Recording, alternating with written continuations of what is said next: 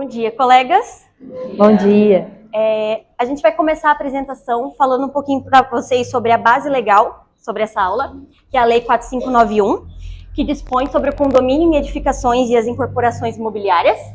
E conforme a lei, existem duas formas de regularizar essas construções: pela incorporação e pela instituição de condomínio.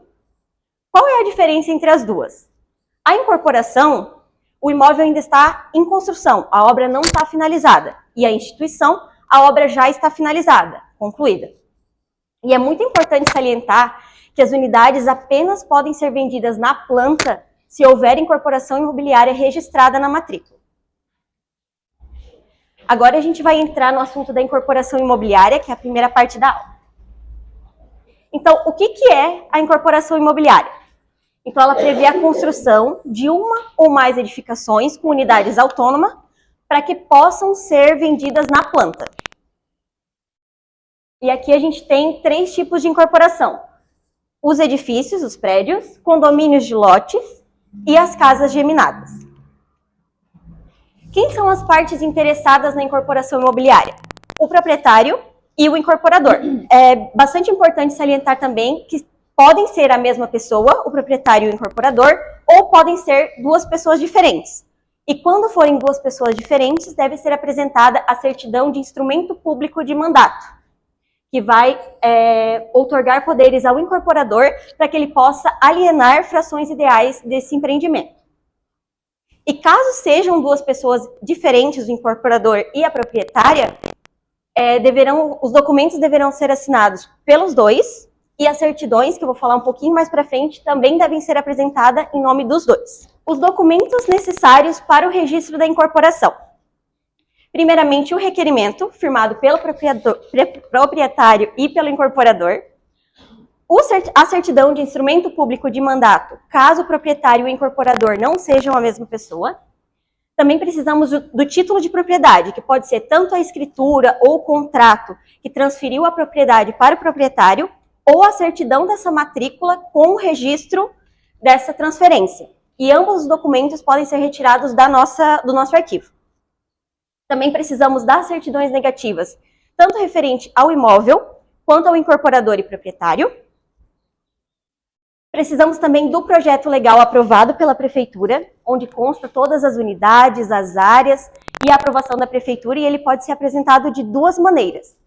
Tanto o projeto legal digital, onde a gente tem o QR Code e as informações para a confirmação desse projeto no site da Prefeitura, ou também com a aprovação física, que daí vem com o carimbinho da aprovação da Prefeitura. Precisamos também do projeto de localização, onde constem todos os confrontantes e a rosa dos ventos, para que a gente consiga localizar melhor essas unidades. Precisamos do memorial descritivo das obras, que descreve todo o empreendimento, as fundações, os pavimentos, os materiais utilizados. Precisamos também do memorial de incorporação, que é o título principal, que é ali que constam todas as informações, tanto a qualificação dos proprietários, quanto a origem, ou seja, a matrícula mãe, aonde vai ser registrado esse empreendimento. Também precisamos da descrição da área comum, a descrição das unidades e a descrição do empreendimento como um todo, pavimentos, vagas de garagem e todas as características do empreendimento. Precisamos também da minuta da futura convenção de condomínio, que é o que vai reger esse condomínio futuramente. Também vamos analisar os quadros da NBR, que é o documento realizado pelo profissional técnico, arquiteto ou engenheiro, que vai constar todas as áreas comuns, áreas privativas, áreas totais, frações ideais, coeficiente de proporcionalidade. Precisamos também verificar se tem permuta por unidade futura registrada na matrícula, e se tiver permuta por unidade futura, a gente vai solicitar a declaração em que se define a parcela do preço, que seria o valor dessa permuta. Precisamos também a declaração sobre o prazo de carência, se vai existir ou não existir o prazo de carência. O prazo de carência é o prazo em que a incorporadora tem para desistir desse empreendimento. Vamos precisar também da declaração acompanhada de uma planta complementar sobre as vagas de garagem, para que a gente possa verificar se essas vagas são cobertas, descobertas, se elas são autônomas, se elas são vinculadas, se elas são de uso comum.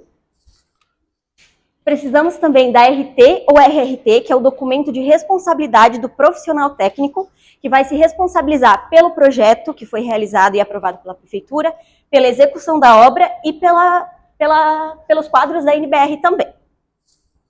Se for do interesse do incorporador e do proprietário, ele poderá apresentar requerimento para abertura de matrícula.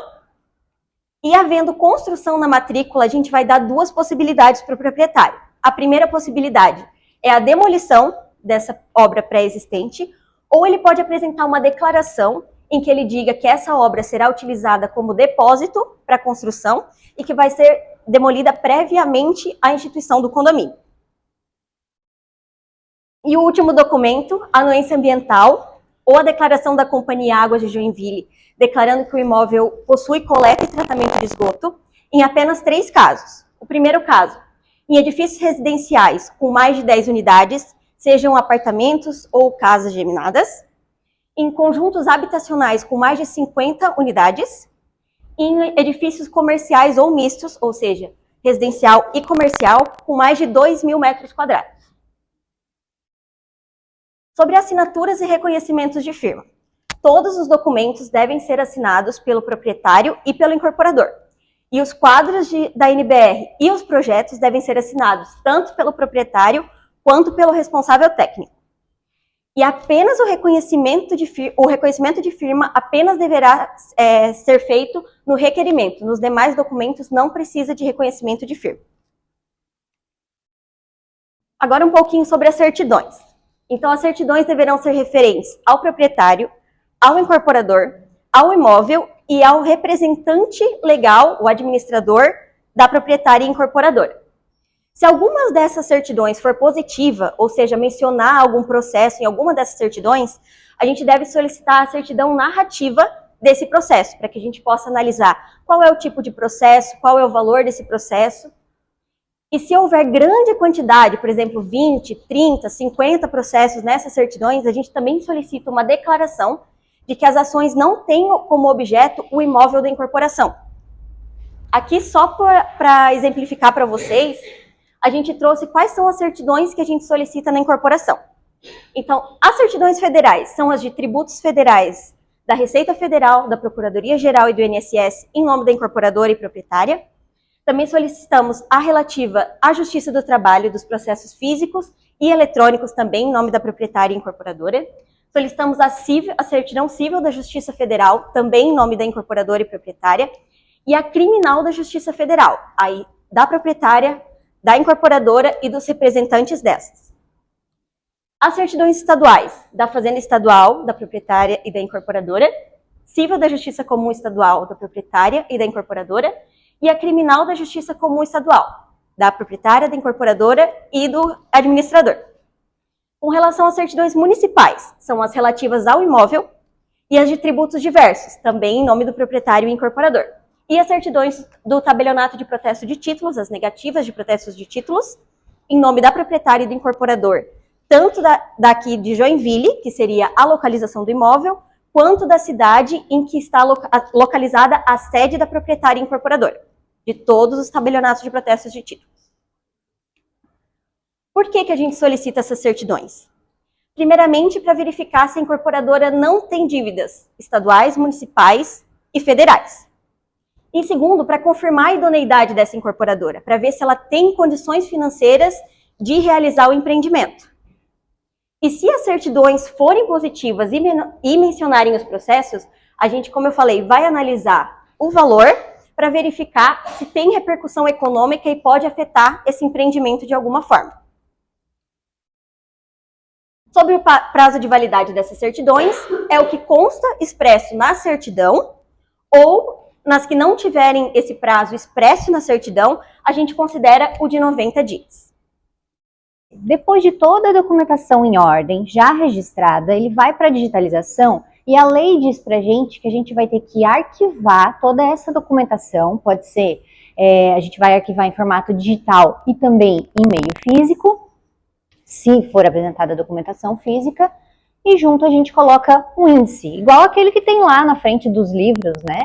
E aí a gente vai exemplificar, vai colocar dentro desse índice todos os documentos que foram apresentados e numerá-los conforme a ordem que a lei estabelece.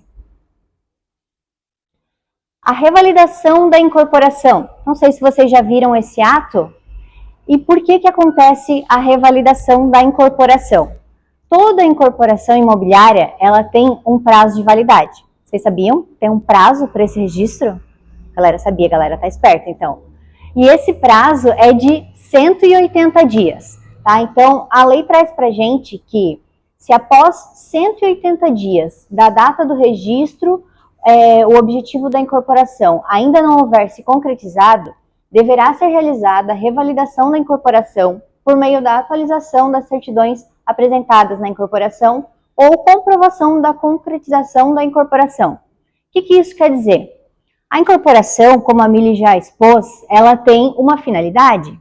E a finalidade dessa incorporação é garantir que as unidades sejam vendidas, né, de forma segura, é permitir que essas unidades sejam vendidas na planta, quando elas ainda estão em construção. Então, para isso que a gente faz uma incorporação. Então, essa concretização da incorporação é a realização das vendas das unidades na planta. Agora, se nesse prazo de 180 dias o incorporador, o construtor ou o proprietário do terreno não tiver vendido nenhuma unidade dessas que ele fez o registro da incorporação, então a gente vai pedir para ele revalidar todas as certidões para a gente verificar o que a Mili também já expôs. Esse incorporador ainda tem a possibilidade de fazer essa construção, enfim. Então são duas opções. Ou ele mostra para a gente que ele já vendeu as unidades, ou ele mostra que ele traz para a gente as certidões. Essas unidades que eles já venderam precisam estar registradas na matrícula? Não é necessário, ele pode ter feito só a promessa de compra e venda com esses compradores. Não é obrigatório o registro da promessa de compra e venda. Então, ele pode só trazer o contrato e falar, olha, eu não registrei nada na matrícula ainda, mas eu já vendi dentro desse prazo de 180 dias. Ok, então para a gente é o documento apto para a gente fazer ali o ato.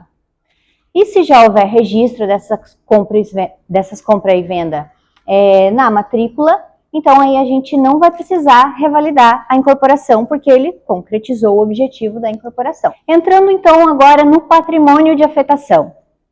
Às vezes a gente olha assim essa palavra patrimônio de afetação. Mas é patrimônio de quem? Está afetando o quê? Quando eu entrei aqui, eu olhava patrimônio de afetação, o que é isso, né? Um bicho de 7 cabeças. E geralmente ele vai lá depois do ato da incorporação. Então vamos esclarecer agora o que é o patrimônio de afetação e para que ele serve. Então eu trouxe para vocês aqui um pouquinho lá do início do porquê que o patrimônio de afetação foi criado. Tudo começou lá na década de 90, mais precisamente em 92, surgiu uma empresa, uma construtora que chamava Encol, e ela era uma construtora muito forte no mercado.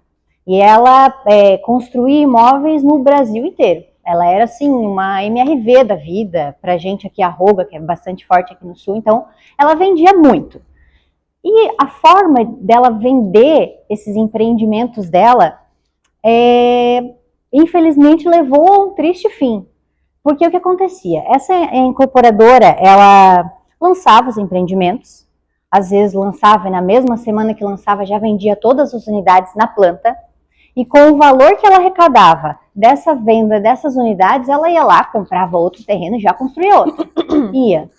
Pegava o dinheiro de uma, comprava outro terreno, ia construindo, até que chegou um momento que as dívidas dessa empresa foram maiores do que a receita, maior do que entrou. E aí foi a falência, e com essa falência da Encol, ela gerou 719 obras inacabadas em todo o território nacional, mais de 40 mil compradores dessas unidades ficaram a ver navios, ficaram sem nada, né? Compraram na planta e não tinha garantia nenhuma, e depois ele ficou também com uma dívida de mais de 2 bilhões de reais, né? Muita gente ficou sem emprego, e aí foi um período que foi assim, uma quebra do mercado imobiliário. Ninguém mais queria comprar imóvel na planta, porque olha o que aconteceu com a Encol.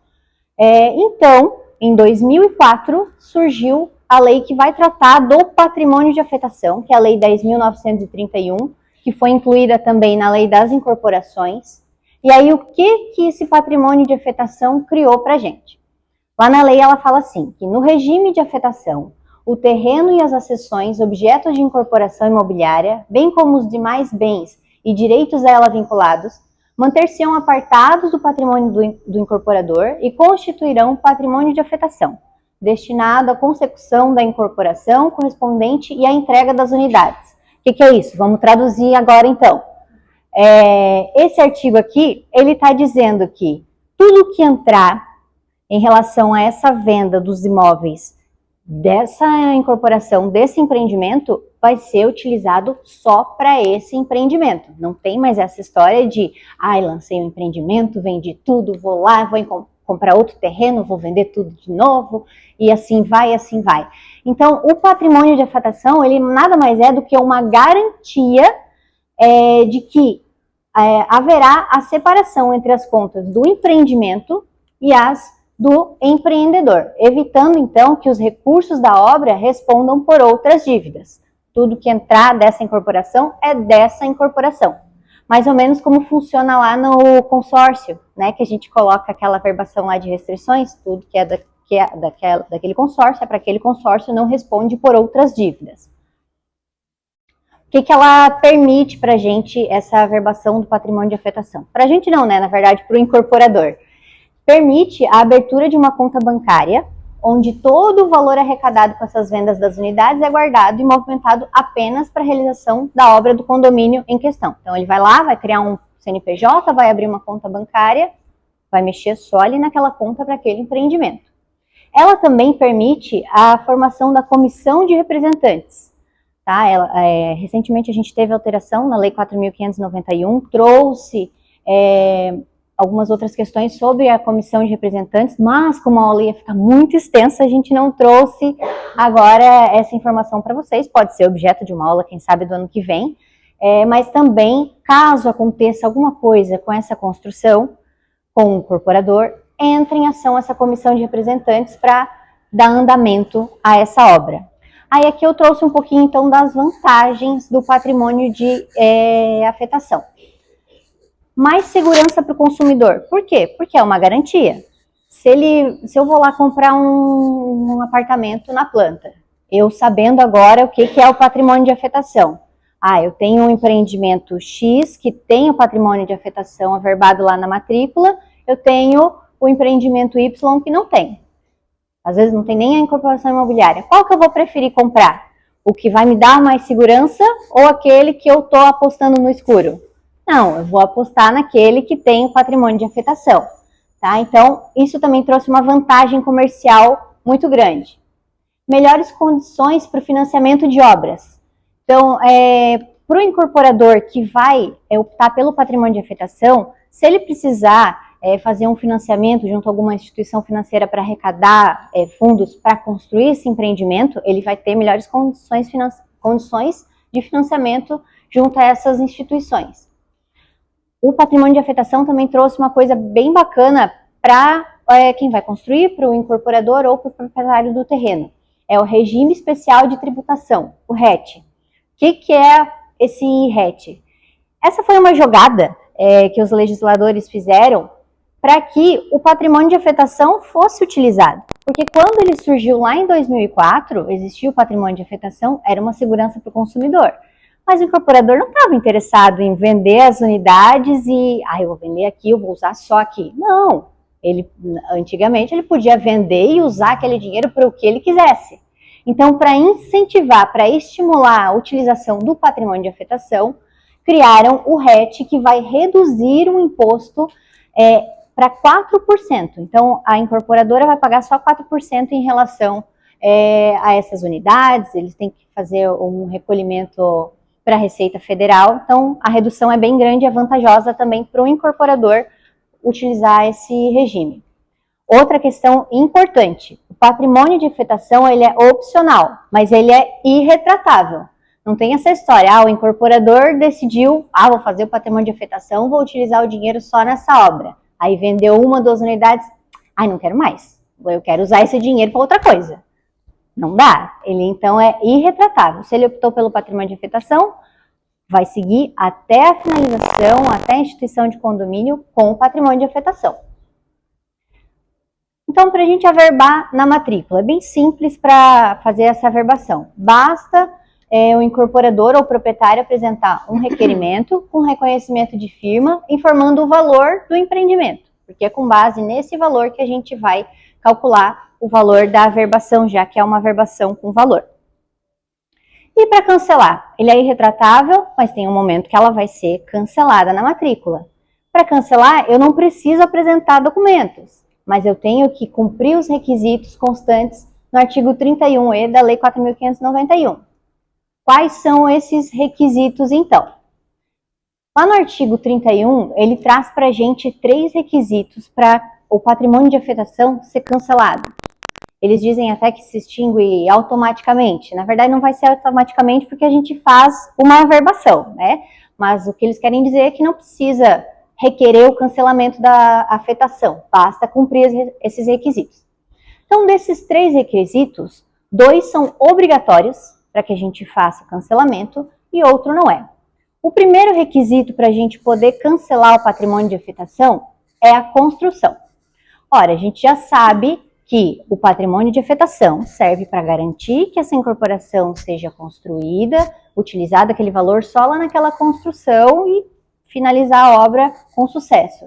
Se eu já tenho a construção, eu não tenho motivo para continuar com o patrimônio de afetação lá. Então, construir, posso cancelar o patrimônio de afetação. O incorporador fez uma hipoteca lá junto com a Caixa para conseguir fundos para construir. Construiu, já pagou a Caixa. Se eu já fiz tudo isso, não tem também motivo para ter esse patrimônio de afetação na matrícula. Então, eu vou cancelar ele.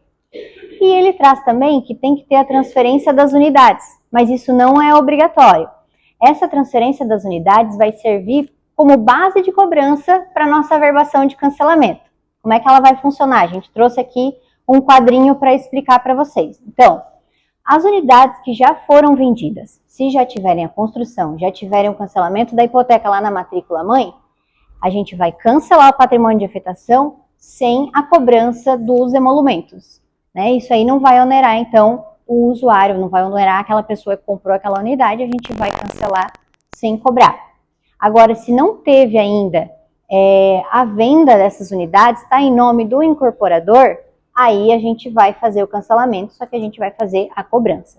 Pode ser misto, pode ser que ele vendeu uma parte e outra parte ele não vendeu, e aí já venha com a construção, ok, a gente pode cancelar. Só que aí a parte que ele vendeu, a gente não vai cobrar o cancelamento de ônus, e a parte que ele ainda não vendeu, a gente cobra.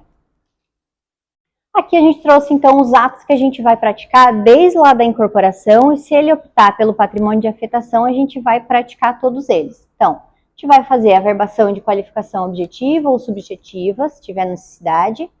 A averbação da demolição, como a Mili falou lá, a gente também pode ter a necessidade de regularização da construção na matrícula. A gente vai fazer o registro da incorporação em si, que é o nosso ato principal. Averba o patrimônio de afetação, que vai ser essa garantia.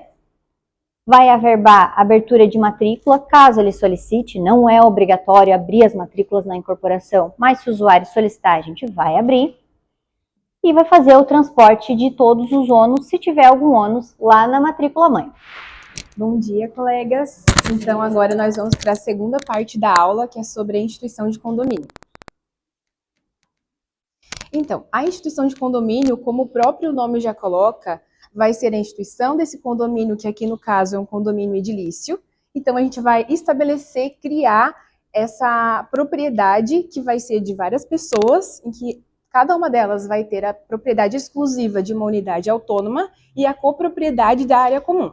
Então, nesse caso aqui, trazendo para a nossa realidade, poderia ser, se fosse um prédio, por exemplo, cada pessoa vai ter a sua unidade autônoma, que seria o apartamento, e a copropriedade da área comum, que vai ser toda a parte comum daquele empreendimento, desde a recepção, tem o hall de entrada, se tem ali um salão de festas, alguma coisa assim. E a instituição de condomínio, ela pode ser feita de 2 formas, considerando 2 formas de análise pelos documentos.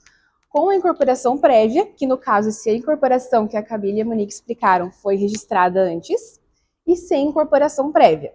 Então, com a incorporação prévia, a gente já vai ter uma prévia dessa regularização, que é onde a maior parte dos documentos ali já vão ter sido apresentados. E a gente vai pegar mais a parte da construção para finalizar a análise desse empreendimento. E sem a incorporação prévia, a gente vai regularizar ele de uma forma total, porque a gente vai fazer ele por inteiro finalizar. Não vai existir essa transitoriedade que existe na incorporação. Então, como colocado, a instituição de condomínio, antes que a Camille colocou para a gente, a instituição de condomínio, ela vai existir no caso de a construção já ter sido finalizada. Então, primeiramente, a gente vai ter que averbar e regularizar essa construção. E para isso, nós vamos analisar os documentos de forma padrão, que é o de construção que a gente analisa e faz em outros níveis ou para um empreendimento comum.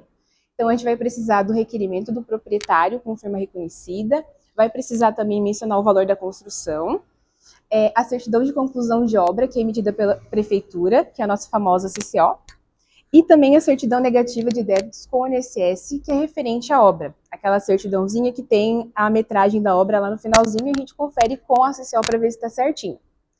E uma questão prática para a instituição de condomínio é que, se esse condomínio for um prédio, nós vamos fazer uma verbação de construção para o empreendimento inteiro, mas se forem casas geminadas, nós vamos fazer uma verbação de construção para cada unidade. Então, se forem 5 casas geminadas, vão ser 5 averbações de construção e não vai ter redução de emolumentos para nenhuma delas. A não ser no caso de imóvel financiado pelo programa Minha Casa Minha Vida, em que aí haverá redução de 50% dos emolumentos. Então, agora nós vamos falar sobre a instituição com incorporação prévia. Então, levem em consideração que tudo aquilo que a Camille e a Monique falaram anteriormente foi concretizado e realizado na matrícula. Então, nesse caso, a gente só vai regularizar a construção das unidades.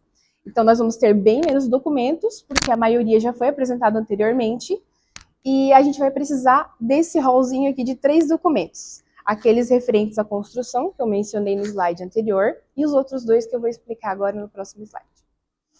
Então, nós vamos pedir o requerimento, que daí no caso vai ser da construção, que já foi colocado lá, né, e da instituição e convenção de condomínio. E vamos pedir, que também confirma reconhecida por semelhança, no caso do requerimento, e a convenção de condomínio. No momento da incorporação, pode ser apresentada a convenção de condomínio, mas ela é opcional o registro. A obrigatoriedade é a apresentação da minuta. Aqui já é obrigatória a apresentação da convenção. Então, a pessoa vai ter que apresentar esse documento e ele pode ser instrumentalizado de maneira instrumento público ou particular, apesar de que a maioria das vezes vem instrumento particular para a gente. Então, a convenção de condomínio, o que ela vai trazer? Ela vai trazer todas as regras de regimento interno do condomínio, como ele vai funcionar, as regras de administração, os deveres e obrigações dos condôminos, os recursos financeiros daquele condomínio, como vão ser administrados, a função do síndico, se ele vai receber, se vai ser alguém eleito ali entre os condôminos mesmo, ou vai ser uma empresa contratada de fora, as assembleias também. Então, tudo que vai reger ali a convivência entre os condôminos vai estar expresso na convenção de condomínio. E, nesse caso aqui, se não for alienada nenhuma unidade naquele momento da incorporação, ou se ela permanecer igual à minuta que foi apresentada, só precisa da assinatura do proprietário e incorporador. Mas se tiver alguma alteração diante de lá, né, da incorporação até a instituição de condomínio, aí a gente vai precisar da assinatura dos condôminos também. Então, os atos praticados para a instituição de condomínio com incorporação prévia. Vai ser a averbação da demolição e o cancelamento da necessidade de regularização de construção, se houver, que é aquela construção que ficou, que seria o depósito que a Camille mencionou anteriormente. Então, se ela ainda existir e ficou lá, ela vai ter feito a necessidade de regularização de construção e a gente vai cancelar, vai averbar a demolição e o cancelamento dessa necessidade. Nós vamos fazer daí a construção total do empreendimento, que foi mencionado anteriormente, a instituição de condomínio, o registro da instituição, a convenção de condomínio, que vai ser registrada no livro 3 e averbada no livro 2. Então, na matrícula mãe, a gente também vai averbar ali que já foi registrada a convenção. Nós vamos fazer a averbação de abertura das matrículas, que nesse caso já é obrigatório, o que na incorporação era opcional. E também vamos abrir as matrículas, colocar lá a convenção de condomínio nas filhas e o transporte de algum ônus, se houver. Agora, a outra parte, que seria a instituição sem incorporação prévia. Então, nesse caso aqui, não tem nenhum registro de incorporação na matrícula, nada, nós vamos regularizar o empreendimento de forma total, do zero. E para isso, a gente precisa averbar a construção, como eu coloquei anteriormente também, que é requisito da instituição de condomínio, e os documentos. Agora nós vamos analisar mais documentos, né? Não são todos os da incorporação, porque como aqui a construção já foi realizada, então já tem uma segurança maior, a gente pede menos documentos, mas são mais analisados do que o anterior. A gente vai precisar daí analisar os documentos que eu vou explicar a seguir. O requerimento também assinado pelo proprietário no mesmo padrãozinho ali da incorporação e da instituição anterior, reconhecida com firma por autenticidade ou semelhança. Nós também vamos ter, nesse caso aqui, um documento específico que é um instrumento de instituição de condomínio. Ele é o principal documento no nosso caso aqui agora. E ele também pode ser instrumentalizado público ou particular, mas a maioria das vezes também vem particular. E ali ele vai colocar toda a caracterização do empreendimento, a qualificação do proprietário, do incorporador, vai descrever o imóvel, as unidades, vai ter o cálculo das áreas também, das edificações e as áreas comuns daquele empreendimento. Depois, nós vamos analisar o projeto legal de construção nos mesmos moldes que a Camille já explicou lá, que pode ser tanto digitalmente quanto fisicamente, aprovado pela prefeitura e assinado pelo profissional responsável, o engenheiro, né, junto com o proprietário e incorporador. Também vamos analisar a localização onde constam os confrontantes, se não foi mencionado lá no projeto legal anteriormente, os quadros da NBR, o memorial descritivo, a convenção de condomínio, como eu falei, na instituição ela é obrigatória, a declaração que vai falar sobre as vagas de garagem junto com as plantas, que vão elucidar ali onde elas estão localizadas e vão declarar se são autônomas, se são cobertas, não cobertas, vinculadas, comuns. O instrumento ART ou RLT, igualzinho que a Camille também colocou, de projeto, execução e quadros da NBR, que deve estar quitado. E a licença ambiental, que também vai ser nos mesmos moldes do que a Camille colocou, se houver essa necessidade. Nesse caso, os atos que nós vamos praticar. Também demolição e cancelamento de necessidade de regularização de construção, se houver. A construção total do empreendimento, o registro da instituição, o registro da convenção, no livro 3 e no livro 2. A averbação de abertura de matrículas, que é obrigatória também. E a averbação de convenção nas matrículas filhas, e se tiver também algum transporte de ônibus, a gente também vai transportar.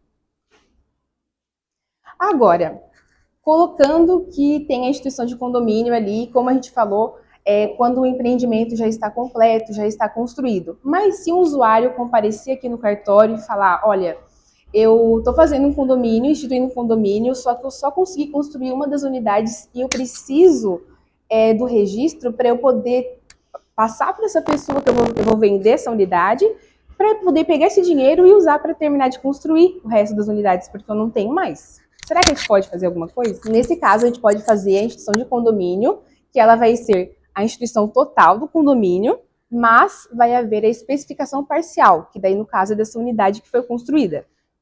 Então, para que isso possa acontecer, a gente precisa que exista o registro da incorporação previamente. Não existe possibilidade de fazer se a incorporação não for registrada na matrícula. E como que a gente vai fazer? Então, a gente vai averbar só a construção daquela unidade que já foi concluída. Nós vamos fazer o registro da instituição, que vai ser total. Mas nós vamos fazer mais um item ali, que é o registro da especificação parcial de condomínio, que vai ser referente somente àquela unidade que foi construída, que já está concluída. Daí, nesse caso, depois, quando as unidades forem concluídas no decorrer do tempo, as faltantes ali no caso, né, a gente vai fazer a especificação parcial daquelas unidades que foram vindo no decorrer do tempo.